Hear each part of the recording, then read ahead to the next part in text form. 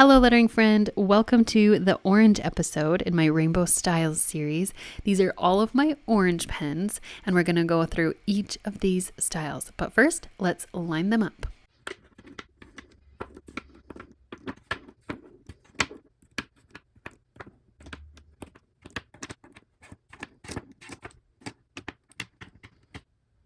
If you didn't see my red video, you didn't see that this is how I'm starting to line up these pages. They're these cascading pages. I cut them at different lengths to be just right to have these stripes in my rainbow colors.